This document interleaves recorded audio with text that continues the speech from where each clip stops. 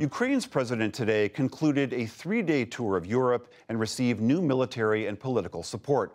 Nick Schifrin reports. In a 16th century English manor 1,500 miles from Kyiv, British Prime Minister Rishi Sunak today gave Ukraine's President Volodymyr Zelensky more military support and a historical blessing. Winston Churchill made many of his famous speeches in World War II from this room. And in the same way today, your leadership, your country's bravery and fortitude are an inspiration to us all. The UK will now send Ukraine long-range attack drones, in addition to air-launched cruise missiles with a range of 150 miles. That's almost exactly the same range as the American long-range missile that the Biden administration has so far refused to provide. Thank you very much for this package that you prepared. Great, huge, really what can save the lives for our people. Last night, Zelensky met French President Emmanuel Macron in Paris.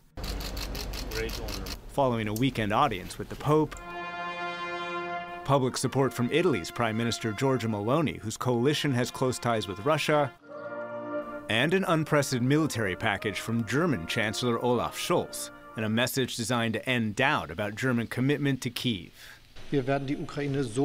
We will support Ukraine as long as it is necessary. Continuing to rally NATO and to foster NATO unity is essential for Ukraine, not only for the current phase of the counteroffensive, but also long-term. Jennifer Caffarella is the National Security Fellow at the D.C. think tank Institute for the Study of War. She says British weapons that will expand Ukraine's Western weapons range will allow Kyiv to target Russian supply lines, including in Crimea.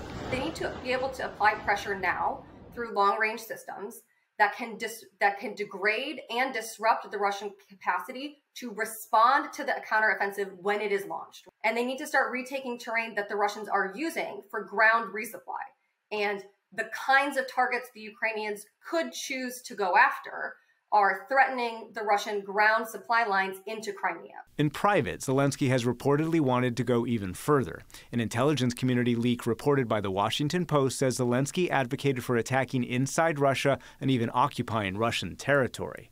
He's promised not to do that with Western weapons, a vow he repeated this weekend.